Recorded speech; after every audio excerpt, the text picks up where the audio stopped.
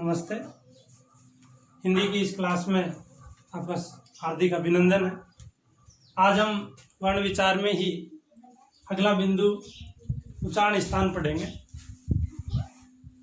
आप सब इसमें बड़े लॉजिक तरीके से उच्चारण स्थान को याद रख पाएंगे और इसमें से जो भी क्वेश्चन आएगा वो बड़े इजी तरीके से आप किसी भी कंपटीशन में सोल्व कर पाएंगे।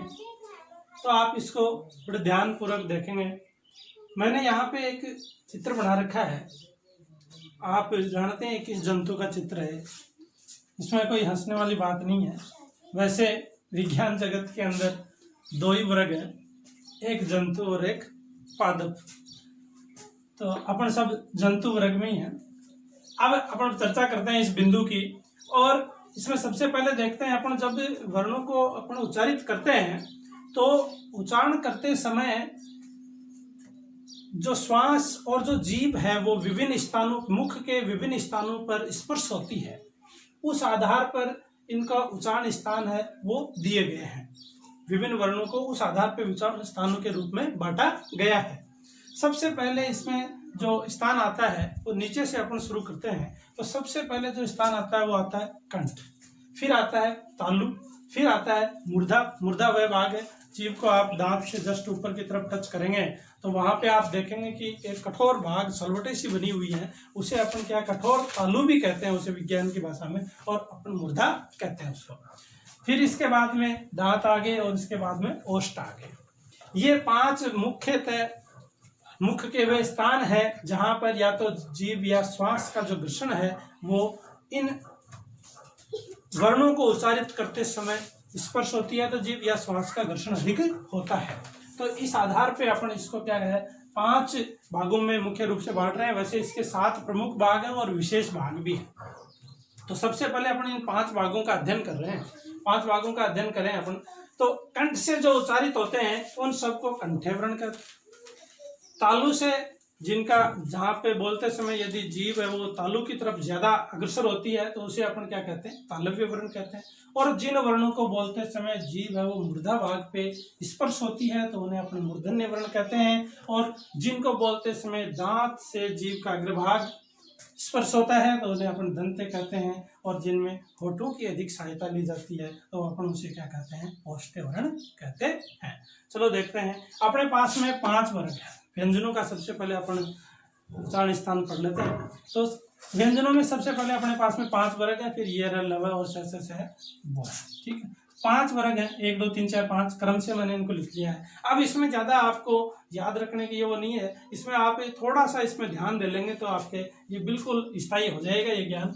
देखो आप कै वर्ग ये पहले नंबर का है, तो आप जो नंबर है और इधर जो नंबर है वो देखेंगे, इधर भी 5 है, इधर भी 5 है। पहले नंबर वाले को पहला दे दो, दूसरे नंबर वाले को दूसरा, तीसरे वाले को तीसरा, चौथे वाले को चौथा। इसी प्रकार से बढ़ जाएंगे और आप देखेंगे कि कंठे वर्ण के अंदर पूरा का पूरा क्या आ गया, कै वर्ग आ गया।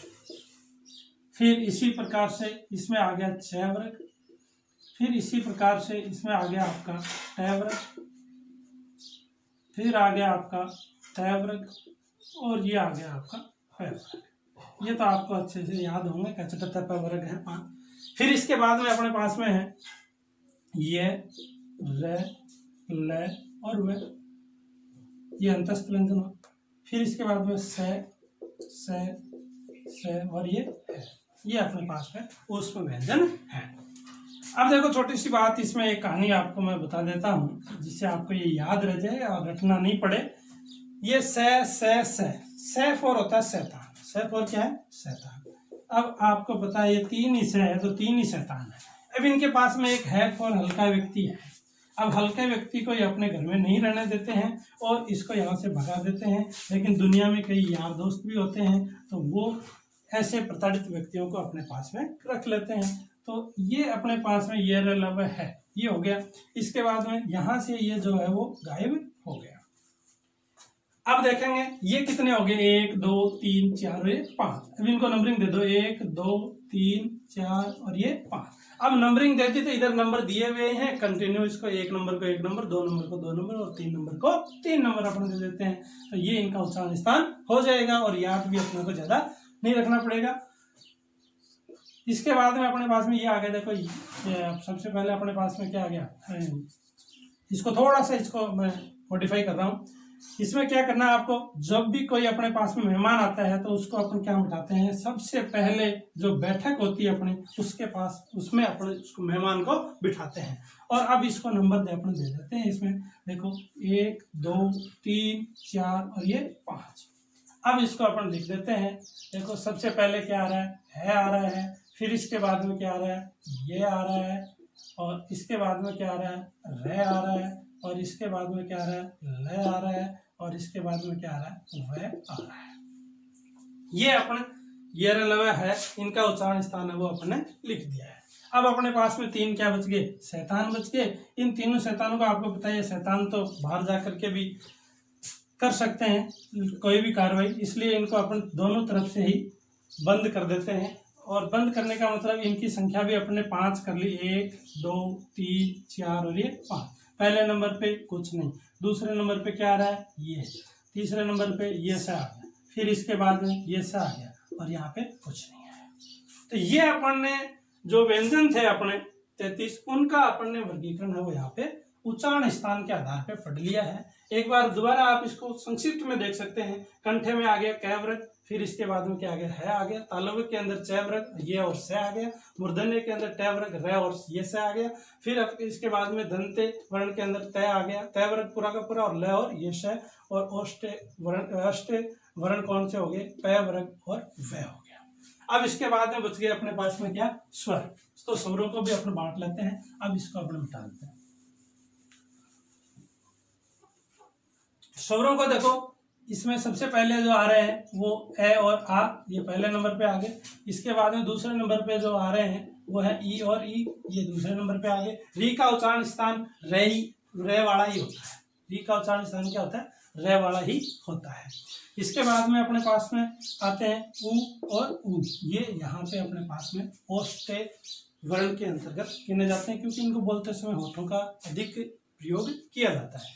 अब अपने पास में विशेष एक तो बच गया अपने पास में ए और एक आई, और ये बच गया अपने पास में ओ और औ। इनको पढ़ने के लिए अपन थोड़ा सा इनके संधि रूप में चलते हैं। ये विजातीय स्वर है, जैसा कि आपने पहले भी पढ़ाई था इससे पिछली क्लास में।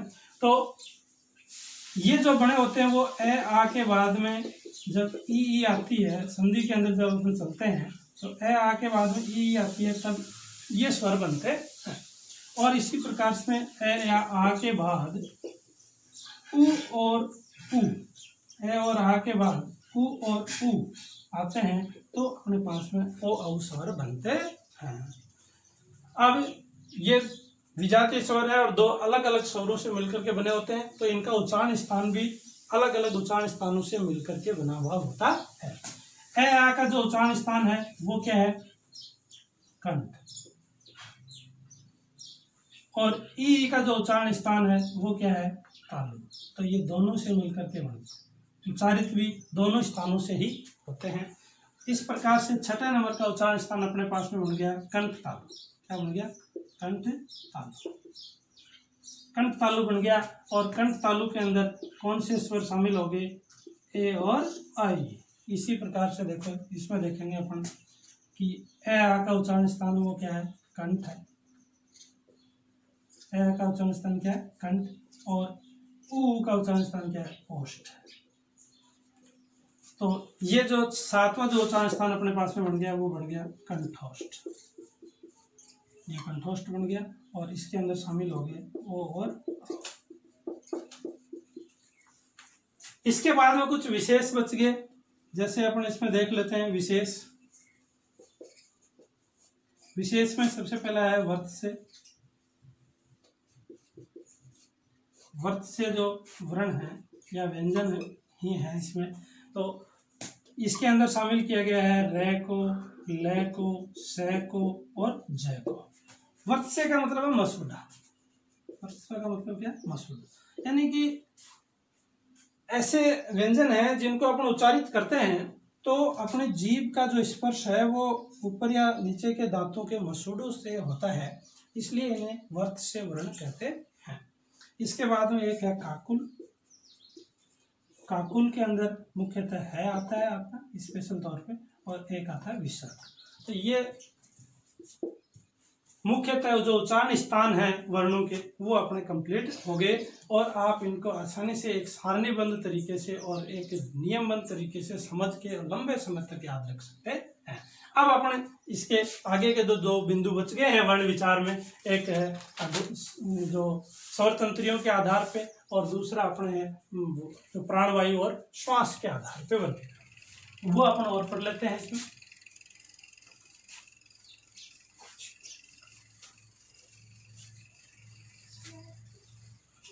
सबसे पहले अपने स्वर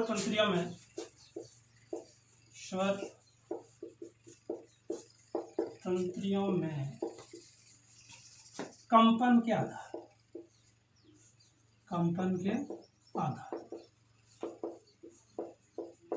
इस आधार पे दो प्रकार के व्यंजन होते हैं, या पूरे के पूरे वर्ण इसमें बांटे जाते हैं। तो दो प्रकार के वर्ण होते हैं इसमें। सबसे पहले है वो है घोष, और फिर अपने पास में है अघोष। इसमें ध्यान देने वाली बात है, घोष शब्द का अर्थ है गूंज या नाद, या फिर इसको कंपन भी कहते हैं। और परिभाषा इसमें इसको परिभाषित इस प्रकार कर सकते हैं कि जिन वर्णों को उच्चारित करते समय स्वर तंत्रियों में कंपन उत्पन्न होता है उन्हें अपन क्या कहते हैं, घोष वर्ण कहते हैं। और जिन वर्णों को उच्चारित करते समय स्वर तंत्रियों में कंपन उत्पन्न नहीं होता है उन्हें अपन क्या कहते हैं, अघोष वर्ण कहते हैं। तो इसके लिए भी आपको एक छोटी सी कहानी में बता देता हूँ। सबसे पहले मैं इधर लिख रहा हूँ 1 2 3 4 और ये 5। ये क्या है, प्रत्येक वर्ग के वर्ण है, प्रत्येक वर्ग के व्यंजन है। जैसे इसके अंदर अपन देखेंगे पहला व्यंजन, दूसरा व्यंजन, तीसरा, चौथा और पांचवा, प्रत्येक वर्ग का पहला, दूसरा, तीसरा, चौथा, पांचवा व्यंजन। अब इनको अपन बांटते हैं। इससे पहले मैं आपको एक छोटी सी कहानी के माध्यम से इसको ज्ञान को स्थायी करने की कोशिश कर रहा हूं मैं, कि घोष और अघोष दो भाई हैं। घोष और अघोष कितने, दो भाई हैं। इसमें से ये छोटा भाई हो गया, छोटा नाम है तो, और ये बड़ा नाम है, 3 शब्दों का बना हुआ है, 3 अक्षरों का बना हुआ है, तो ये क्या हो गया, बड़ा भाई हो गया। तो ये घोष और अघोष दो भाई हैं, दोनों के अंदर ही चीजें हैं 5, और इनके अंदर दोनों के अंदर बंटवारा की स्थिति आ जाती है, और बंटवारा करने के लिए लोग बैठ जाते हैं। तो अब 5 चीजों को दोनों के अंदर बराबर बराबर आधी आधी संख्या में तो बांट नहीं सकते, इसलिए जो बड़े बुजुर्ग हैं वो इनको सलाह देते हैं और कहते हैं कि यही रीत है कि भाई छोटा जो भाई है वो अच्छी भी चीजें पहले उसकी मांग होती है तो वो पहले मांगेगा, और उसको एक चीज ज्यादा देनी ही पड़ेगी। अब वो बढ़िया बढ़िया नंबर वाली जो 5वीं, चौथी और तीसरे नंबर की यानी अच्छी क्वालिटी की जो चीजें हैं वो ले लेता है, और एक चीज ज्यादा भी ले लेता है। कहने का मतलब मेरा ये है कि प्रत्येक वर्ग का तीसरा, चौथा और पांचवा जो व्यंजन है वो क्या होता है, घोष होता है। तो इसमें अपन लिख देंगे प्रत्येक वर्ग का तीसरा, चौथा और पांचवा व्यंजन, तीसरा, चौथा और पांचवा व्यंजन, एक तो ये शामिल हो गया।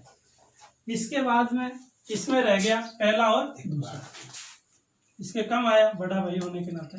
प्रत्येक वर्ग का प्रथम और दूसरा व्यंजन, ये इसके अंदर शामिल हो गए। सभी के आ जाएंगे, जैसे आप कह है, फिर चय है, ठीक है ना, तो ये सब नीचे वाले सारे के सारे इसमें शामिल हो जाएंगे। अब इसके बाद में अपने पास में देखो ये कितने हो गए संख्या में, ये हो गया 15 अपने पास में, और ये कितने हो गए 10। एक बार अपन मोटे मोटे लिख रहे हैं। अब इसके बाद में अपने पास में है ये, रे, ले और वह, और इसके बाद में से और ये है, ये आ गया अपने पास। अब देखो वही कहानी इसके अंदर फिर से अपन दोहराएंगे कि ये 3 तो क्या है, शैतान है, और ये हल्का व्यक्ति है। हल्के व्यक्ति को 3 शैतान यहाँ रहने नहीं देते, तो ये शामिल हो जाता है यार दोस्तों के साथ, ये और यार दोस्तों के साथ, और ये 3 है वो अपने अलग से रहते हैं। अब देखो मान लीजिए सरकार बनने की बारी आए, तो घोष और अघोष दोनों में से सरकार किसके बने, किसके पास ज्यादा वोट है, ज्यादा वोट, ज्यादा संख्या, ज्यादा नंबर किसके पास में है, घोष के पास में। कितने, 15 है, और अघोष के पास में कितने, 10 हैं। तो आपको ये बताइए कि जो शैतान होते हैं वो कभी भी सरकार का साथ नहीं देते, वो सरकार के हमेशा विरोध में ही रहते हैं। ये अपन इसमें मान लिया अपन। तो ये तो किस में शामिल हो गए, शैतान, ये सरकार के विरुद्ध, यानी कि ये हो गए अघोष, यानी कि स और स, ये तीनों के तीनों किस में आ गए हैं, अघोष वर्णों में आ गए। तो ये अपन इसके अंदर शामिल कर दिया है, स और ये श। इसके बाद में ये यार दोस्त हमेशा ही किसके पास में चले जाते हैं, सरकार के साथ में रहते हैं, ये र ल व और ये इसके अंदर शामिल हो गए। अब अपने पास में स्वर बचे, तो ये स्वर हैं वो सभी के सभी स्वर घोष होते हैं। तो नोट, सभी स्वर घोष ध्वनियां, घोष ध्वनियां, सभी के सभी स्वर क्या है, घोष ध्वनियां हैं। इस प्रकार से अपन ने घोष और अघोष स्वर तंत्रियों में कंपन के आधार पे जो वर्गीकरण किया था वो पढ़ लिया है, और ये अच्छे से आपके याद भी हो गया। तो इसको ज़्यादा आपको रटने की आवश्यकता नहीं पड़ेगी, ये कहानी के माध्यम से मैंने बता दिया आपको। अब इसके बाद में इसका अंतिम जो बिंदु है वो अपन लेके चलते हैं, और वो है प्राणवायु, प्राणवायु व या श्वास के आधार।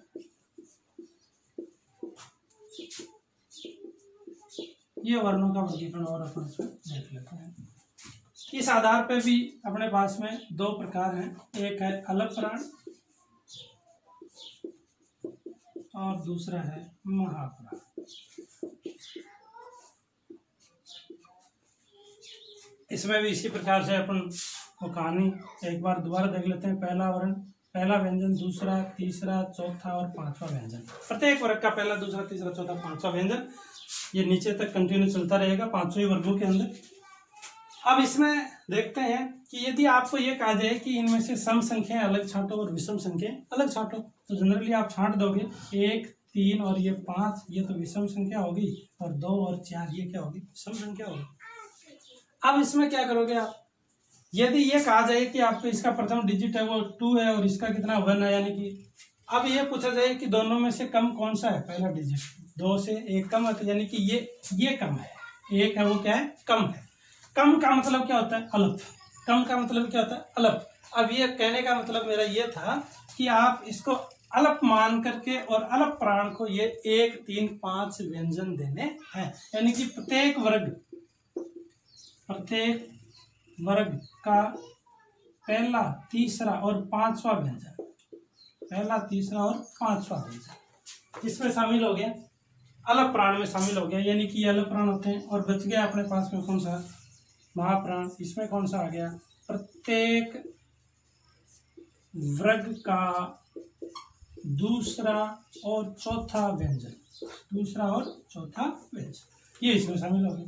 अब अपने पास में है ये र ल व, श और ये है। अब देखिए, अब इनमें से यदि सरकार बनने की बात की जाए तो किसकी बन रही है, अलप प्राण की, और महाप्राण की सरकार नहीं बन रही है। अब शैतान तो हमेशा ही क्या रहते हैं, सरकार के विरोध में रहते हैं, तो ये शैतान जो है वो इसमें शामिल हो गए, स और ये है, और ये यार दोस्त है वो इसमें शामिल हो गए, ये र ल और ये हो गया आपका।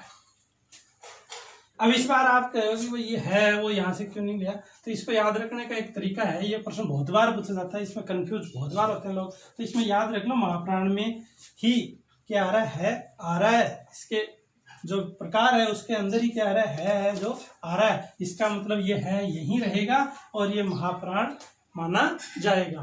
तो ये अपने पास में मोटा मोटा वर्गीकरण है वो इन व्यंजनों का हो गया। अब स्वरों की बात रही तो स्वर भी कई, जो बहुत सारे विद्वान तो अलप प्राण के अंदर मानते हैं और कई मानते भी नहीं हैं, तो अपन मोटे मोटे तौर पे इसको देख सकते हैं कि जो सभी स्वर हैं उनको क्या माना गया है, अलप प्राण के अंदर शामिल किया गया है।